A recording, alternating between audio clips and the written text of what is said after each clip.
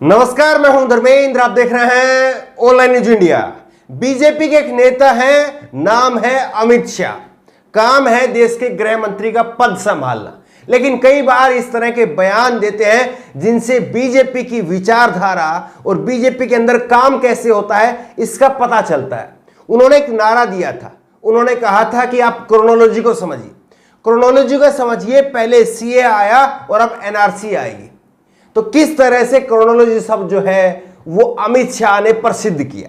अब एक क्रोनोलॉजी हम आपको सुनाते हैं, किस तरह से पश्चिम बंगाल के अंदर शुभेंदु अधिकारी नंदीग्राम में जीत गए। ये खबर हमने आपको दी थी। उसके बाद में हमने बताया था कि हाईकोर्ट में ममता बनर्जी पहुंच गई है। ममता बनर्जी पहुंच भी गई। ममता बनर्जी की याचिका के ऊपर हाईकोर्ट के अंदर सुनवाई भी हुई और सुनवाई टाल दी गई। लेकिन सबसे ज्यादा जो चर्चा का विषय रहा, सबसे ज्यादा जो सवाल उठाए गए, वो सवाल उठाए गए जज साहब को लेकर के।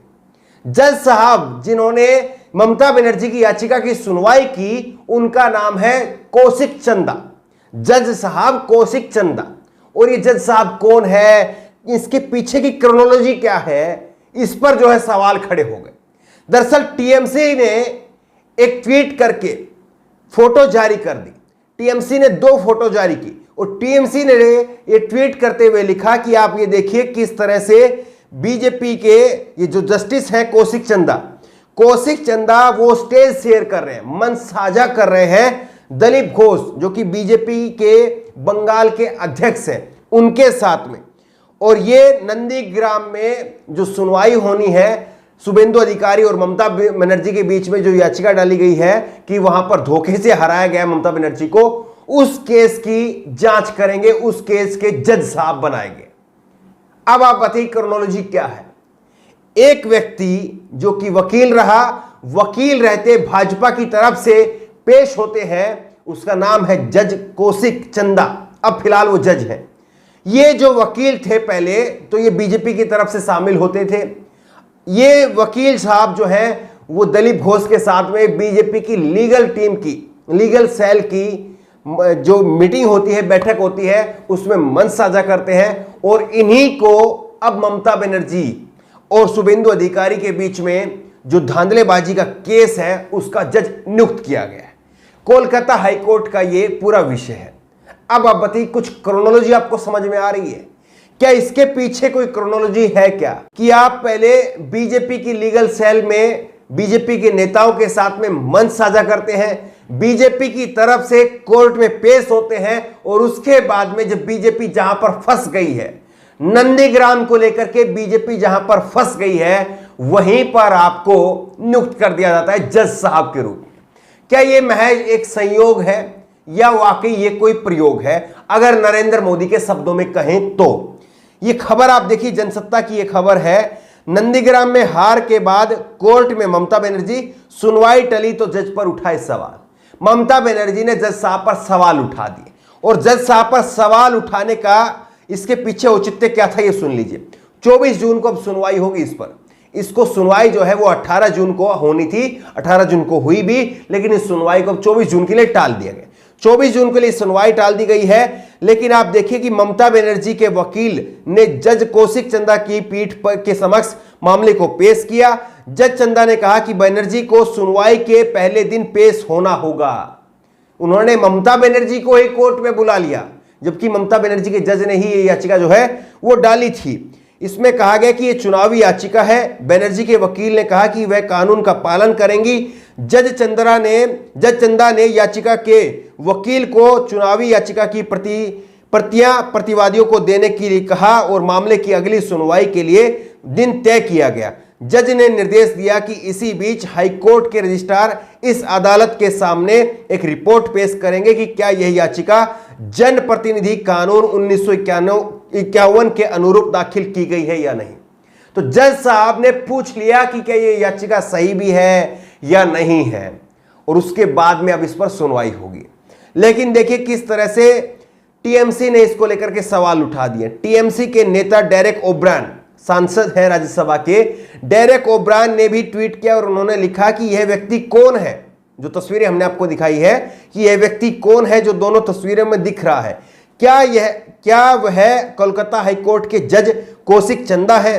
क्या उन्हें नंदीग्राम चुनाव मामले की सुनवाई के लिए नियुक्त किया गया है? क्या न्यायपालिका और नीचे गिर सकती है? इसी बीच पश्चिम बंगाल की मुख्यमंत्री ममता बनर्जी के वकील ने कोलकाता हाईकोर्ट के कार्यवाहक मुख्य न्यायाधीश को पत्र लिख करके नंदीग्राम से भाजपा के शुभेंदु अधिकारी के निर्वाचन को चुनौती देने वाली उनकी याचिका पीठ दूसरे किसी को सौंपे जाने का अनुरोध किया। तब टीएमसी की तरफ से कहा गया कि साहब आप इस याचिका को किसी और को सौंप दीजिए। और डेरेक ओब्रायन ने यहां पर तंज कसते हुए कहा है कि ये व्यक्ति है कौन? ये व्यक्ति वही है क्या जो बीजेपी के साथ में मंच साझा कर रहा है? क्या ये वही व्यक्ति है जो शुभेंदु अधिकारी और ममता बनर्जी के बीच में जो धांधलेबाजी का आरोप लगाया गया है टीएमसी की तरफ से, क्या उस याचिका की जो सुनवाई करेगा क्या ये वही जज है? आप ये बताइए कि बीजेपी क्या इन चीजों से नहीं बच सकती थी? और क्या ये वाकई महज एक संयोग भर है?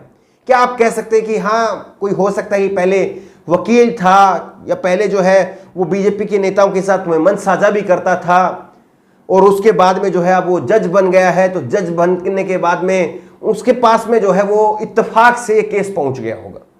लेकिन बड़ा सवाल ये है कि अब जब बीजेपी के लिए ये टीएमसी की तरफ से जो है याचिका दाखिल की गई है कि इस याचिका को जो है वो हमारी किसी और को पेश कर दिया जाए, हमारी जो जज साहब हैं उनको बदल दिया जाए, किसी और को जो है हमारी सुनवाई दे दी जाए।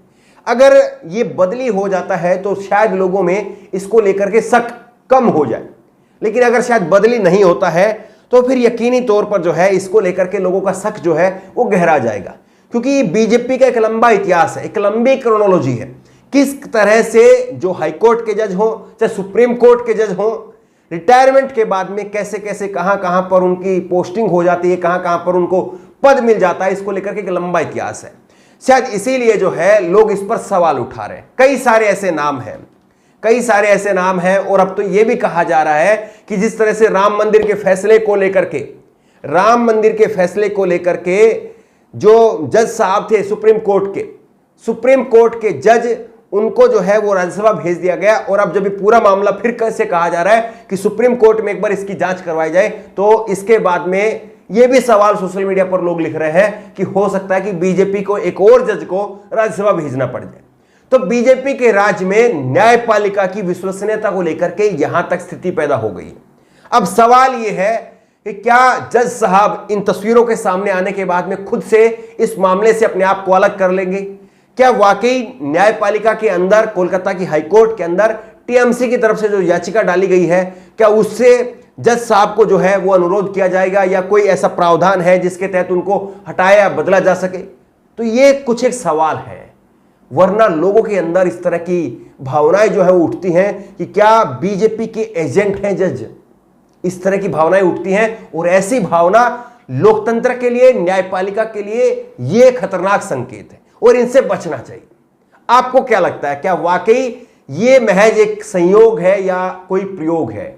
क्या कोई क्रोनोलॉजी का हिस्सा है? आपकी राय क्या है? नीचे कमेंट बॉक्स में अपनी राय जरूर दें और इसी तरह की तमाम खबरों के लिए ऑनलाइन न्यूज इंडेक्स सब्सक्राइब करें। साथ में जो बेल आइकन है घंटी उसको जरूर दबाएं ताकि जैसे कोई वीडियो अपलोड करें उसकी नोटिफिकेशन आपको तुरंत मिल सके। धन्यवाद। इस खबर को अभी लाइक करें, शेयर करें, अभी चैनल को सब्सक्राइब करें और घंटी जरूर दबाएं।